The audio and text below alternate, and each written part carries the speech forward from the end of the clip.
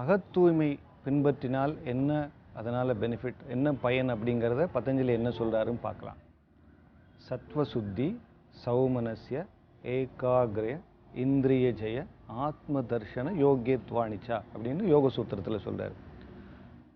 அழுக்காறுகள் அப்படின்னு சொல்லக்கூடிய நம்ம அகத்தை அழுக்கு செய்யக்கூடிய நம்ம காமம், குரோதம், லோபம், மதம், ஆச்சரியம் ஆகியவற்றை நீக்கினாலே என்ன கிடைக்குன்னா ராஜசீக குணமும் தாமசீக குணமும் கம்மியாகும், சத்துவ குணம் மேலோங்கி இருக்கும்.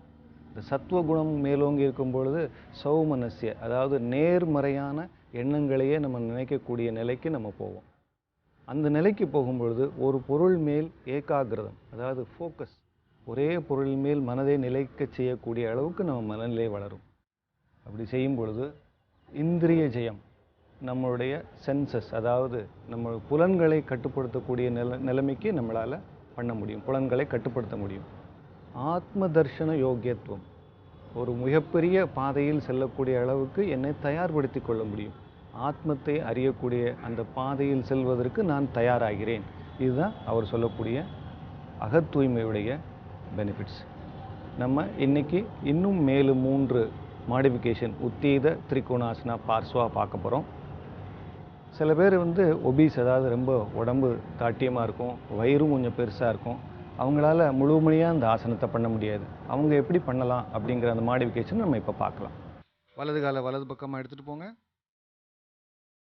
நேராக பாருங்கள், மூச்சு உள்ளே எடுத்துக்கிட்டே கைகளை தோள்பட்ட வரைக்கும் தூக்குங்க. மூச்சு வெளியே விட்டுக்கிட்டே இடது பக்கமாக போங்க, ஸ்டூலில் கையை வச்சு மேலே பாருங்கள்.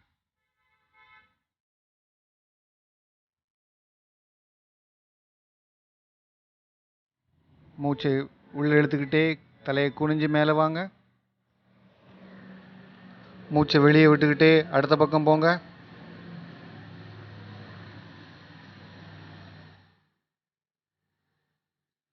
மேலே பாருங்க. மூச்சை இழுத்துக்கிட்டே தலையை கீழே குனிஞ்சு மேலே வாங்க. மூச்சை வெளியே விட்டுக்கிட்டே கைகள் ரெண்டையும் பக்கவாட்டில் கீழே கொண்டு வந்துருங்க. கால்களை சேர்த்து வச்சுக்கங்க. இப்போ இன்னொரு தடவை பார்க்கலாம். இதே இதை வலது காலை வலது பக்கமாக எடுத்துகிட்டு போங்க, பக்கவாட்டில் மூச்சு உள்ளே எடுத்துக்கிட்டே கைகளை தோள்பட்ட வெளியாக கொண்டு வாங்க. மூச்சை வெளியே விட்டுக்கிட்டே மெதுவாக இடது பக்கமாக போய் ஸ்டூலை தொடுங்க, மேலே பாருங்க. மூச்சை இழுத்துக்கிட்டே தலையை குனிஞ்சு மேலே வாங்க. மூச்சை வெளியே விட்டுக்கிட்டே வலது பக்கமாக போங்க, ஸ்டூலில் கையை வச்சு மேலே பாருங்க. மூச்சை இழுத்துக்கிட்டே தலையை குனிஞ்சிட்டு மேலே வாங்க. கைகளை பக்கவாட்டில் கீழே கொண்டு வந்துடுங்க. வலது காலை சேர்த்து வச்சுங்க. இப்போ நம்ம வயிறு பெருசாக இருக்கவங்க, அது மட்டும் இல்லாமல் ஒபீஸ் பீப்புள் எப்படி பண்ணுறதுன்னு பார்க்கலாம். பக்கத்தில் ஸ்டூலை வச்சுட்டு பக்கவாட்டில் போகிறது. இது பண்ணும்போது அவங்களால முழுமையாக கீழே போக முடியாது. இருந்தாலும் அந்த பக்கவாட்டில் இருக்க சதைகள் நல்ல ஸ்ட்ரெச் ஆகும். அந்த ஸ்ட்ரெச் ஆகிறதுனால அவங்களுக்கு அந்த பக்கம் இருக்கிற சதைகள் குறைய நல்ல வாய்ப்பு இருக்குது. இப்போ நம்ம அடுத்த மாடிஃபிகேஷன் பார்க்கலாம். வலது காலை வலது பக்கமாக எடுத்துகிட்டு போங்க, சைட்வேஸ். மூச்சு உள்ளே எடுத்துக்கிட்டே கைகளை தோள்பட்ட வரைக்கும் கொண்டு வாங்க. இப்போ மூச்சை வெளியே விடும்போது இடது பக்கம் போகும்போது இடது தொடையில் இடது கையை வச்சுக்கோங்க. மெதுவாக ஸ்லைட் பண்ணிட்டே போங்க ஒரு பக்கமாக, மேலே பாருங்க. இப்போ மூச்சை உள்ளே இழுக்கும்போது தலையை கீழே குனிஞ்சு மெதுவாக மேலே வாங்க. மூச்சை வெளியே விடும்போது வலது தொடையில் வலது கையை வச்சுக்கோங்க. மெதுவாக ஸ்லைட் பண்ணிட்டே போங்க, மூச்சை வெளியே விட்டுக்கிட்டே மேலே பாருங்க. மூச்சை உள்ளே இழுக்கும்போது தலையை கீழே குனிஞ்சு மெதுவாக மேலே வாங்க. மூச்சை வெளியே விட்டுக்கிட்டே கைகளை கீழே கொண்டு வந்துடுங்க. வலது காலை இடது கால் பக்கம் கீழே பக்கத்தில் கொண்டு வந்து சேர்த்து வச்சுக்கோங்க. இன்னொரு முறை பார்க்கலாம். வலது காலை வலது பக்கமாக எடுத்துகிட்டு போங்க. மூச்சு உள்ளே எடுத்துக்கிட்டே கைகளை தோள்பட்ட வரைக்கும் தூக்கணும். மூச்சை வெளியே விடும்போது இடது கையை இடது தொடையில் வச்சுட்டு மெதுவாக இடது பக்கமாக போங்க. திரும்பி மேலே பாருங்க. மூச்சை உள்ளே இழுக்கும்போது தலையை குனிஞ்சிட்டு நேர மேலே வாங்க. அதே மாதிரி வலது பக்கம் போகலாம். வலது கை வலது தொடையில் மூச்சை வெளியே விட்டுக்கிட்டே வலது கை பக்கமாக ஸ்லைட் பண்ணிட்டே போங்க, மேலே பாருங்க. மூச்சை இழுக்கும்போது தலையை குனிங்க, மேலே வாங்க. மூச்சை வெளியே விட்டுக்கிட்டே கைகளை கீழே கொண்டு வந்துடுங்க. இப்போ வலது கால் இடது கால் பக்கம் வந்துடட்டும், சேர்த்து வச்சுக்கோங்க. நம்ம இப்போ இந்த மாடிஃபிகேஷன் பார்த்தோம். இது மிக எளிமையாக பண்ணக்கூடியது.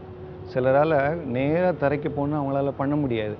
அது பக்கவாட்டில் வரும்போதே கைகளை தொடையில் வச்சுட்டு மெதுவாக ஸ்லைட் பண்ணி எடுத்துகிட்டு போனால் நன்றாக கீழே போகலாம். அவங்கள எவ்வளோ தூரம் போக முடியுமோ அந்த அளவுக்கு போய் நிறுத்திக்கலாம். நல்ல ஒரு சேஃப்டியும் இருக்குது.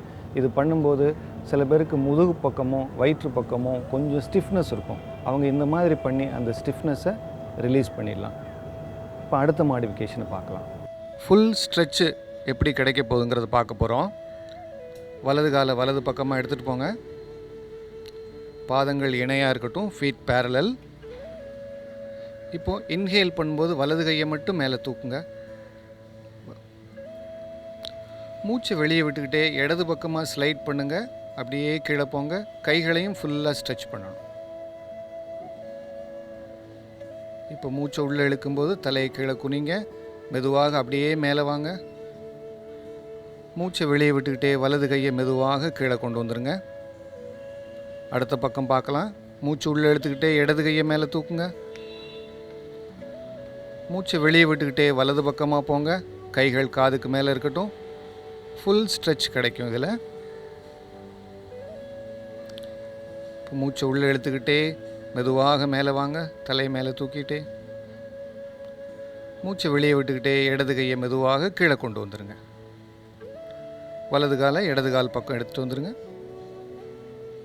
இப்போ நம்ம இந்த மாடிஃபிகேஷனை பார்த்தோம். இது பண்ணும்போது ஒரு கையை ஃபுல்லாகவே ஸ்ட்ரெச் பண்ணுறோம். அதாவது கீழே அந்த பொசிஷன் போயிட்டே கை ஃபுல்லாக ஸ்ட்ரெச் ஆனால பக்கவாட்டில் கைகள்லேருந்து கால் வரைக்கும் ஒரு முழு ஸ்ட்ரெச்சு கிடைக்கிது.